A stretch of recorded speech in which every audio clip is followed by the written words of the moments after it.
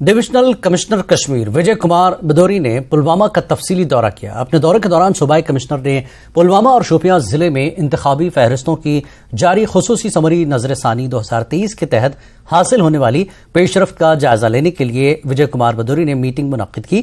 اس موقع پر deputy commissioner Pulwama اور deputy commissioner Shopian موجود رہے۔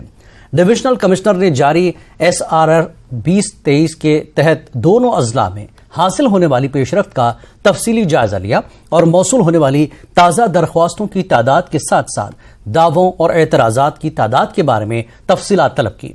ڈویژنل کمشنر نے متعلقہ EROز کو بھی تاکید کی کہ وہ خصوصی سمری پر نظر ثانی کو 100% اہل ووٹرز کے ساتھ اندراج کے ساتھ مکمل کریں، جس میں نئے ووٹرز کا اضافہ اور ڈپلیکیٹ ووٹرز کو حذف کرنا شامل ہے۔ ڈویژنل کمشنر کشمیر نے اس موقع پر مختلف سیاسی پارٹیوں کے نمائندوں کے ساتھ بھی میٹنگ منعقد کی، جس میں NC کے ضلع صدر پلوامہ غلام محی الدین میر اور BJP کے لطیف احمد کے علاوہ اپنی پارٹی کے ضلع صدر پلوامہ غلام محمد میر اور دیگر سیاسی لیڈران موجود تھے۔ ضلع کلگام نے ای-شرام اسکیم میں نمایاں کارکردگی دکھاتے ہوئے UT سطح پر اپنا نام روشن کیا۔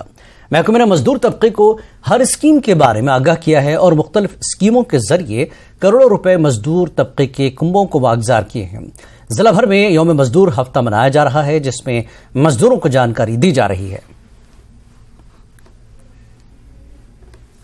ڈسٹرکٹ کلگام میں ہم نے پچھلے فائنانشل ایئر میں 2022-23 میں ہم نے 1400 سے زائد مزدوروں کو رجسٹر کیا ہے، اور ان مزدوروں کے لیے ہم نے انڈر ڈفرینٹ اسسٹنس اسکیمز میں ہم نے 10 کروڑ سے لگ بھگ 11 کروڑ جو ہے 11 کروڑ جو اماؤنٹ ہے وہ ہم نے ڈسبرس کیا ہے، جس میں 19,000 سے زیادہ بچوں کو فائدہ ملا ہے۔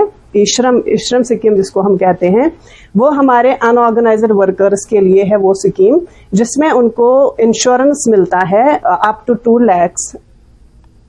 اس بلیٹن میں فی الحال اتنا ہی۔ آداب۔